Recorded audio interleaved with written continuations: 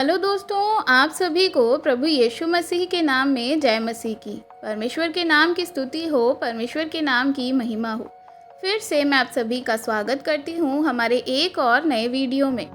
दोस्तों, आज का जो वीडियो है, इस वीडियो के माध्यम से मैं आपको बहुत ही ज़रूरी जानकारी देने वाली हूँ। अगर आप प्रभु यीशु मसीह पर विश्वास करते हैं और आप एक विश्वासी हैं, आप चर्च जाते हैं, प्रार्थना करते हैं, बाइबल पढ़ते हैं, तो आज का ये वीडियो आपके लिए बहुत ही ज़्यादा ज़रूरी होने वाला है, क्योंकि आने वाले रक्षाबंधन के ऊपर ये वीडियो मैं आज बना रही हूँ। एक वीडियो मैंने इससे पहले और भी बनाया है, अगर आपने नहीं देखा है तो प्लीज़ जा कर के आप ज़रूर देखिएगा, क्योंकि बहुत सारे आप में से जो मसीही भाई बहन लोग हैं वो इस चीज़ को लेकर के बहुत ही ज़्यादा कंफ्यूज होते हैं कि हम इसको सेलिब्रेट कर सकते हैं या नहीं कर सकते हैं। हम लोग जो प्रभु यीशु मसीह पर विश्वास करते हैं, हम लोग जो चर्च जाते हैं, क्या हम लोगों को रक्षाबंधन का त्यौहार मनाना चाहिए? क्या हमें राखी बांधनी चाहिए कि नहीं बांधनी चाहिए? तो आज इस वीडियो के माध्यम से मैं आपको बताने वाली हूँ, अगर आप प्रभु यीशु मसीह पर विश्वास करते हैं तो क्या रक्षाबंधन का जो त्यौहार है वह आपके लिए है या नहीं। बाइबल इसके बारे में क्या कहती है, तो बाइबल के वचनों के द्वारा मैं आपको आज सारी बातें डिटेल्स में बताने वाली हूँ। इसके लिए वीडियो को पूरा ज़रूर देखिएगा, स्किप बिल्कुल मत कीजिएगा, क्योंकि आज के वीडियो में आपको पता चल जाएगा कि मैं जो आपको बता रही हूँ बाइबल से, उसमें आप समझ पाएंगे कि एक विश्वासी को, यानी एक व्यक्ति को जो प्रभु यीशु मसीह पर विश्वास करता है, क्या उसे ये त्यौहार मनाना चाहिए, क्या उसे राखी बांधनी चाहिए या फिर नहीं बांधनी चाहिए। ये सारी वीडियो के माध्यम से मैं आज आपको बताने वाली हूँ। वीडियो में आगे बढ़ने से पहले मैं आपको बताना चाहूँगी कि ये जो हमारी वीडियोस हैं, जो मेरे सुनने वाले हैं या जो सुन रहे हैं, ये वीडियो सिर्फ मसीहों को समझाने और बताने के लिए ही बनाए जाते हैं।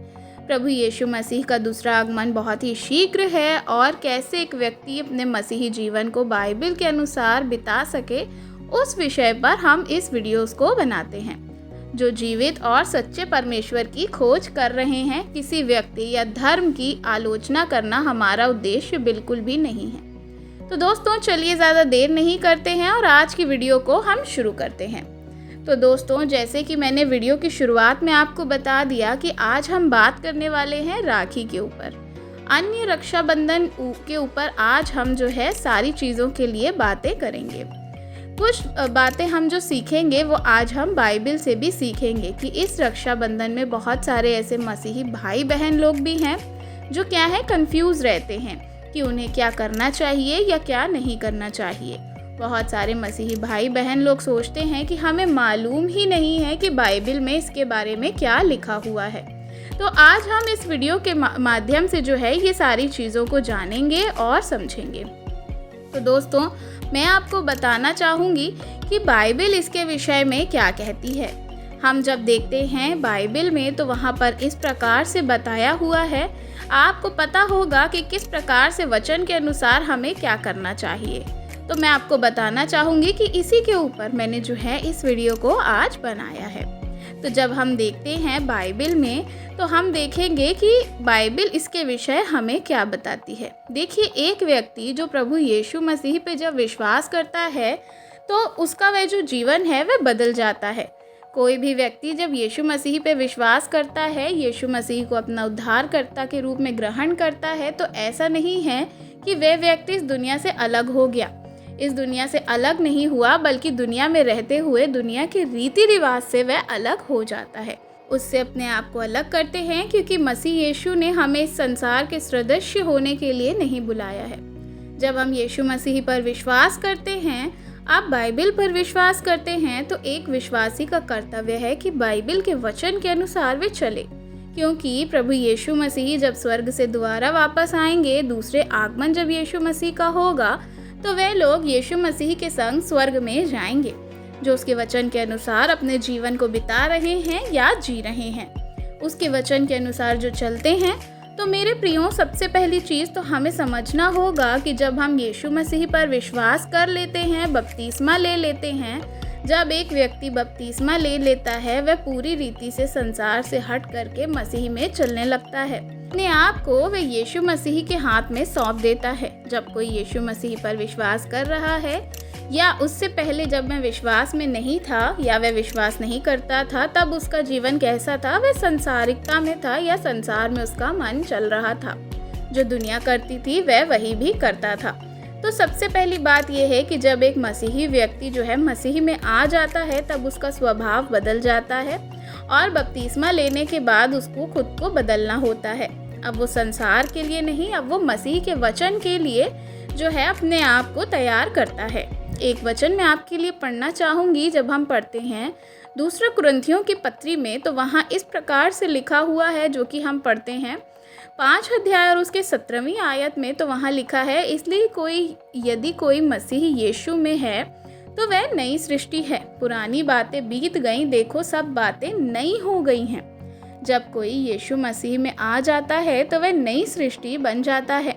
और नई सृष्टि का क्या अर्थ है कि पुरानी जो चीज़ें हैं, पुराने जो चीज़ें उसके जीवन में थी, अब वो उसके जीवन में नहीं रहेंगी। एक व्यक्ति जब बपतिस्मा ले लेता है तो वह इस बात की घोषणा करता है कि वह इस संसार की चीज़ों से, बाकी चीज़ों से जो वो पहले किया करता था, जो बुराइयां थी, गलत विचार थे और भी गलत काम थे, गलत चीज़ें थी जो संसार में रहते हुए हम करते हैं, उन सब से उसने अपने आप को मन फिरा लिया। अब वो प्रभु यीशु मसीह के वचन के अनुसार चलेगा, संसार के लिए अब वह नहीं चलेगा। तो वो व्यक्ति एक नई सृष्टि बन जाता है। अब उसके अंदर कौन सी बात आनी चाहिए? अब उसके अंदर आनी चाहिए तो बाइबल में लिखी हुई बातें, और बाइबल में जो भी लिखा हुआ है वो आपको फॉलो करना है। तो बाइबल जो है रक्षाबंधन के विषय में कहीं पे भी नहीं बताती है। एक मसीही व्यक्ति को रक्षाबंधन का त्यौहार मनाना चाहिए और राखी बांधनी चाहिए, क्योंकि बाइबल में ऐसा कहीं नहीं लिखा है। आपको ऐसा नहीं करना है, इसलिए मसीही लोगों को उसके करने की ज़रूरत नहीं है। साथ ही साथ में और भी बहुत सारी चीज़ें हैं जिन्हें हमें समझना बहुत ही ज़रूरी है। एक वचन जब हम पढ़ते हैं तो बाइबल में लिखा है, इस संसार के सदृश ना बनो, परंतु तुम्हारे मन के नए हो जाने से तुम्हारा चाल चलन भी बदलता जाए, जिससे तुम परमेश्वर की भली और भक्ति और सिद्ध इच्छा को अनुभव मालूम करते रहो। इस संसार के सदृश ना बनो, क्योंकि तुम्हारे मन के नए हो जाने से जो है क्या होगा, तुम्हारा चाल चलन भी बदलता जाए। बहुत सारे लोग कहते हैं कि हम तो बहुत ये सब पहले किया करते थे, हम तो यीशु मसीह में नहीं थे, तब भी हम ये करते थे। तो प्रभु कह रहे हैं, अब तुम संसार के जैसे कार्यों को मत करो। संसार के कार्य यानी संसार के सदृश मत बनो। अब आप ये मत बोलिए कि ये संसार कर रहा है, दुनिया कर रही है, तो हम भी कर लेंगे तो क्या हो गया। आपको परमेश्वर ने दुनिया से अलग किया है। बाइबल हमें इसकी इजाज़त नहीं देती कि हम लौटकर उन्हीं चीज़ों में जाएं और फंस जाएं जिससे हम अलग किए गए हैं, और जिसको हमें नहीं करना है हम वो दोबारा ना करें।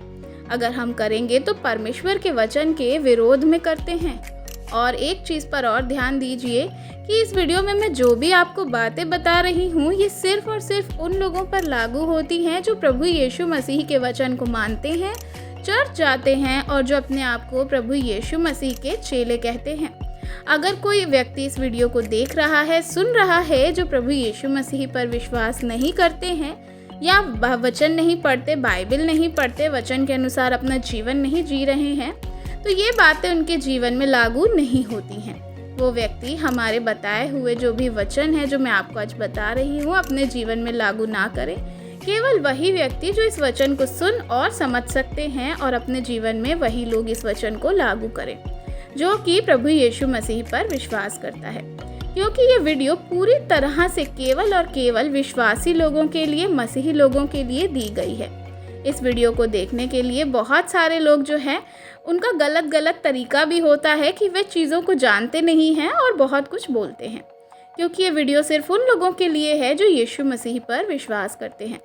तो परमेश्वर का वचन आगे हमें यही कहता है कि तुम संसार के सदृश ना बनो, तुम्हारे मन के नए हो जाने से तुम्हारा चाल चलन भी बदलता जाना चाहिए, और साथ ही साथ परमेश्वर की भली और भक्ति इच्छा को मालूम करते रहो। तुम्हें आगे बढ़ना है मेरे प्रियो। रक्षाबंधन जब हम बात करते हैं तो ये एक तरीके से त्यौहार है जो कि बाइबल में नहीं दिया गया है।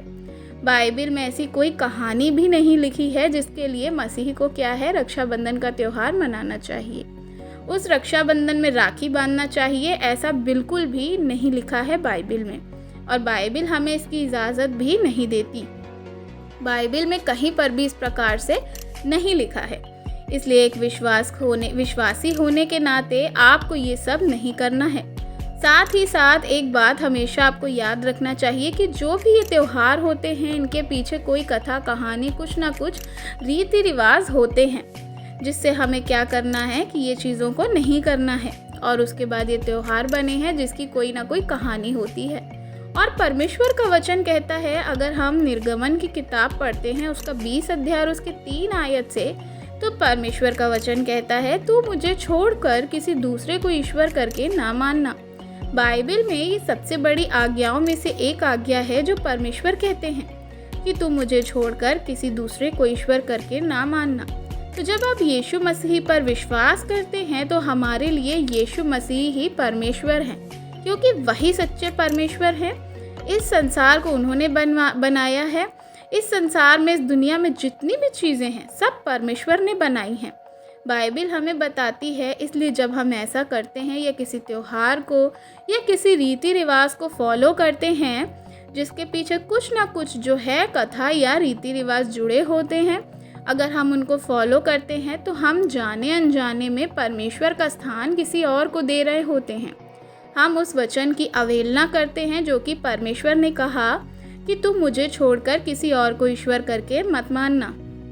अगर हम इस प्रकार से किसी भी त्यौहार को मनाते हैं और उसकी सहमति देते हैं या हम करते हैं या हम खुद मनाते हैं जैसे दुनिया मनाती है, तो हम गलत कर रहे हैं। हम परमेश्वर के विरोध में हैं। हम अलग किए हुए लोग हैं। हमारे लिए प्रभु यीशु मसीह से बढ़कर और कुछ भी नहीं है। तो हमें क्या करना है? परमेश्वर का स्थान किसी को भी नहीं देना है। परमेश्वर के वचन की अवहेलना नहीं करनी है। इसलिए मेरे प्रियो, कंफ्यूज बिल्कुल मत हों और आप इन वचनों को समझें और बातों को जानें। एक मसीही व्यक्ति के लिए रक्षाबंधन का त्यौहार मनाना ज़रूरी नहीं है। वचन में नहीं लिखा है, इसलिए हमें ये चीज़ों को नहीं करना है। बाइबल हमें इसके विषय में कुछ भी नहीं बताती। अगर आप विश्वास करते हैं, प्रभु यीशु मसीह के अनुसार जीवन जीना चाहते हैं, तो मेरे प्रियो, मैं विश्वास करती हूँ कि वचन के आधारित आप समझ गए होंगे आपको ये सारी चीज़ों को नहीं करना है। आशा करती हूँ कि इस वीडियो के द्वारा परमेश्वर ने आपसे बातचीत की होगी। वीडियो को और मसीही भाई बहनों तक ज़रूर पहुँचाइए, शेयर करिए ताकि वह भी सच्चाई को जान सकें। और वीडियो अच्छा लगा हो तो वीडियो को लाइक करना बिल्कुल भी मत भूलें। चैनल पर अगर आप नए हैं तो चैनल को सब्सक्राइब ज़रूर करें। कमेंट में आप हमें अपनी राय भी बता सकते हैं। God bless you. जय मसीह की।